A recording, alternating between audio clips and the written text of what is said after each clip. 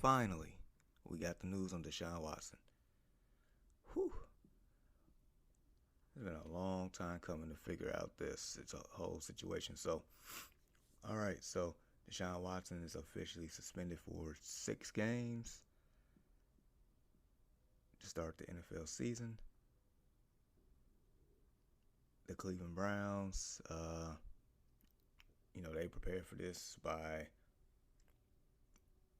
when they gave him that 231 fully guaranteed contract.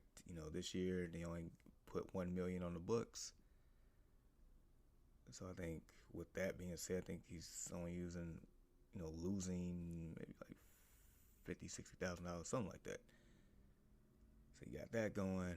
The NFLPA, the Players Association, they are not going to appeal that. Now the NFL might appeal, and if they do, it's wild because the final say would go back to Roger Goodell. So despite this whole process of going to arbitration and stuff, Roger Goodell could still have the final say. So I guess that's the only thing to really monitor here to see exactly what would happen. If I'm the NFL, I would just leave it alone and just get it over with. Just rule with the decision of 6 games and let it be. Oh, man. So, all right, so the man got 6 games. I know I've been saying for the longest at this point, I just care if I can draft him for my fantasy team or not. I mean, if as long as it stands at 6 games, I don't mind stashing this man on the bench and go from there. But as far as the Cleveland Browns themselves,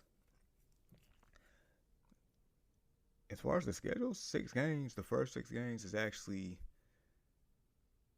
reasonable for them. So Cleveland Browns schedule week 1, they're at the Carolina Panthers, as we know. Carolina is not that good of a team. Also, more importantly, they traded for Baker Mayfield, who is competing for a starting job against Sam Darnold. But wouldn't that be a story headline for the ages?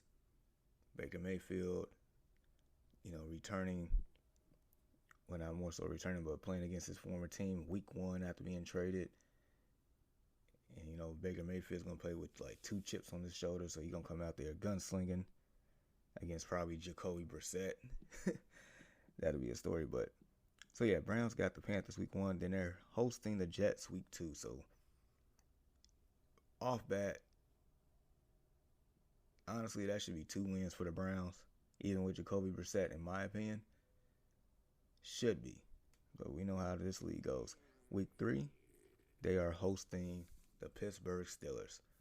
I don't know if it's going to be Mitchell Trubisky at quarterback, Mason Rudolph at quarterback. I don't think it's going to be Kenny Pickett, but regardless, division game, that's going to be tough no matter what. Week 4, they're at Atlanta. Atlanta's not good at all. Not good at all whatsoever. So that should be another win. That should be another win. Week 5, they're home against the Los Angeles Chargers. Now, that's a tough one. Even with the Browns being at home, that is a tough game because the Chargers are much improved. And if we believe Justin Herbert, progression is going to continue on the trajectory that it's on, then, yeah, Browns might be in trouble. Week 6, the Browns host the Patriots. That's going to be a tough game. That's doable for the Browns to win. But that's the first 6 games. I feel like the Browns should easily go 3-3. They have a chance of going 4-2.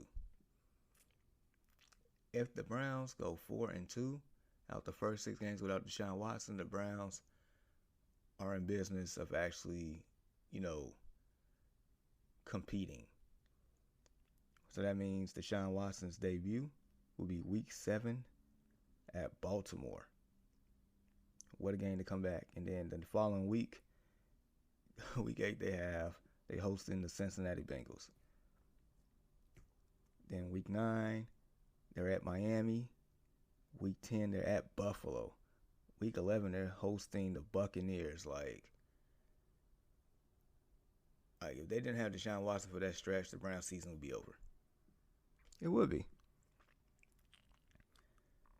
And then take a look at this. Week 12, they're at Houston. Deshaun Watson to go against his former team already. It's just a bunch of reunions in this season. My gosh. Baker Mayfield playing against the Browns. Deshaun Watson going to Houston. Going to Houston to play the Texans. Oh my gosh. Like, this is a tough schedule. It gets tough after Deshaun Watson comes back. So that, like I said, if the Browns, they should go 3-3. They should. Anything less than that, they're screwed. 3-3, I can, understand. If they go 4-2, man, they're in good shape. Anything more, anything less than the records I just said, that'll be very surprising. So yeah, we'll see what Roger Goodell or the NFL, whatever. Personally, I would say just leave it alone. Just get it over with. I'm pretty sure this is something that the NFL wants to, put behind them. I'm pretty darn sure Deshaun Watson feels the same thing. So we'll see what happens there. Man, preseason is underway here soon. All right, so Sunday we lost a legend. Not just a basketball legend. We talking about like a real life legend. Bill Russell. At the age of 88, he passed away. I mean, many of us know Bill Russell because of his outstanding, basketball career, which is fine. Because that's how many of us was introduced to Bill Russell past, his playing days. All I kept hearing about, he won 11 rings, he played with the Celtics. I mean, all that is good, but he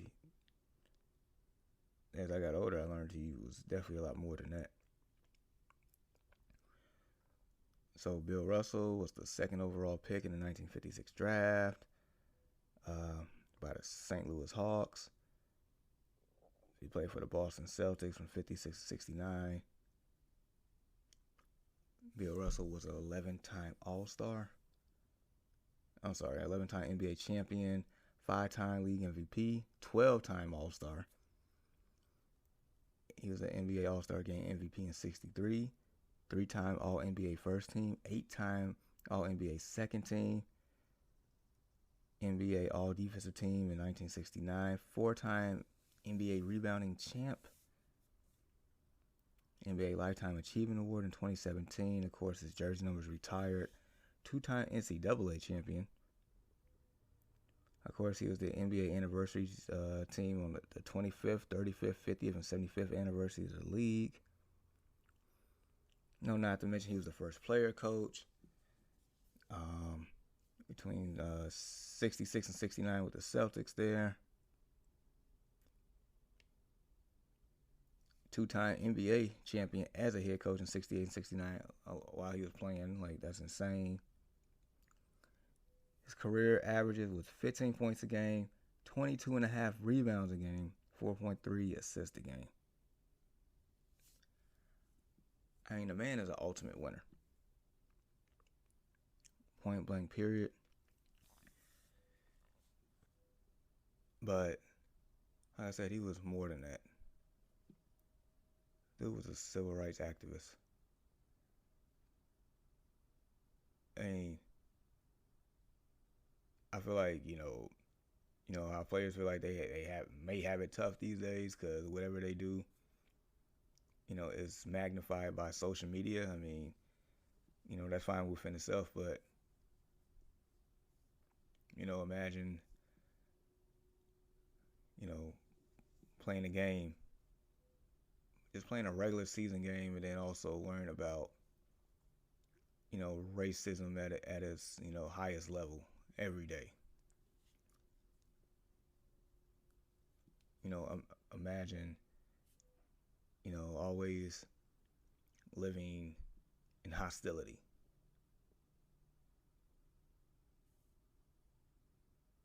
Imagine, you know, planning a protest at 3 p.m., but you got to play game 6 of the NBA Finals at 7 p.m.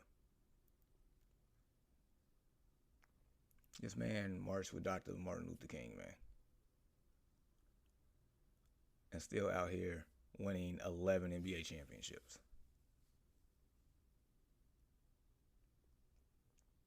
He is also part of the Cleveland Summit, but they're getting ready to, ship Muhammad Ali off. I mean, him, Jim Brown, Ali, Lou Alcindor, who is, known as Kareem Abdul-Jabbar, others.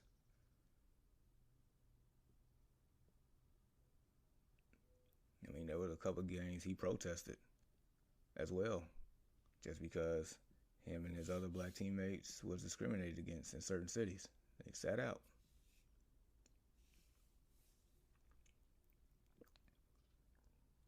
Yeah, there was no such thing as shut up and dribble for Bill Russell. Bill Russell paved the way for a lot of us today.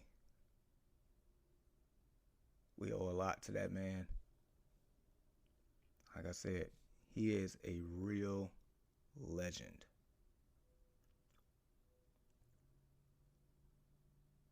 So, for those that say, oh, rest in peace, Bill Russell,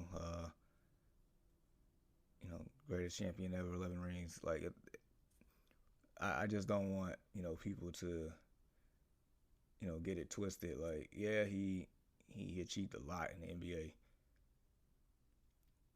but it was so much more than that. So much more.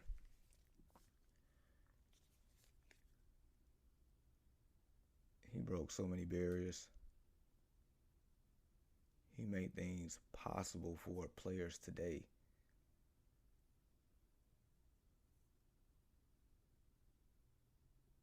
So much happened. So yeah, like all the accolades, like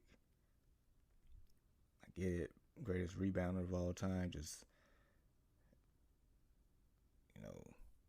definitely that generation's greatest player of all time.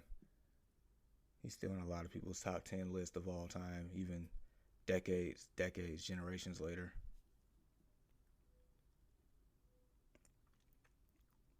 But imagine being him in a city like Boston, was even known today to be, like nowhere near innocent when it comes to racism at all. Going out,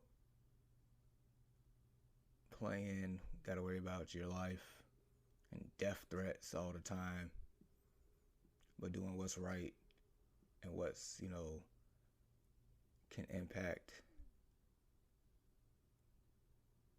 society. That's a lot of pressure. Not to mention the man never lost a game 7 at all in his career. I think he's 21-0. I mean, that's pressure on the court, but to do that and plus everything else that's going around, it's a lot of pressure.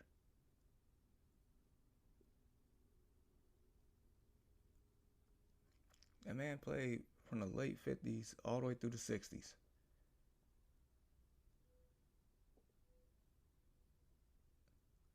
In the middle of JFK's assassination, Martin Luther King's assassination, Malcolm X's assassination, all this.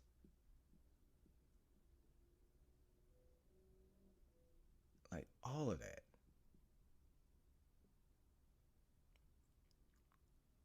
That's a lot. I don't know if many of us would have been able to do what he did in his life.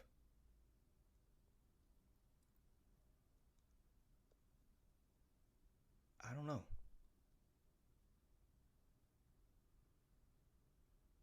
But I just want you all to remember him. You know, not only is Bill Russell 11-time NBA champion, Bill Russell Hall of Famer, Bill Russell Celtics legend, but also Bill Russell civil rights activist, Bill Russell leader in the community, Bill Russell legend.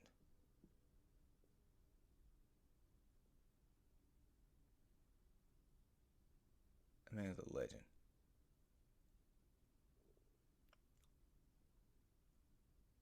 So,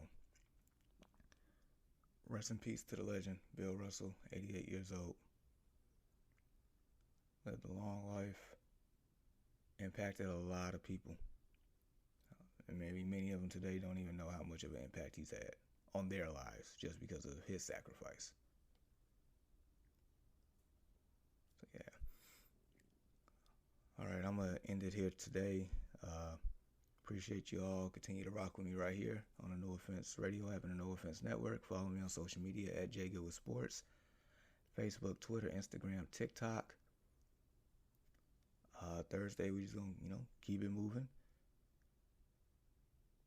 Training camp is live. Hall of Fame games coming up this weekend. Game going to be full of, sloppiness. But I don't care. I just want to see, guys with helmets on and pads, hitting each other. I kind of missed it. Kind of missed the sound, the atmosphere, the air. I don't know. But anyway, all right, continue to rock with your boy. You all have a great one. We're going to get through it. It is August, but much love. Peace.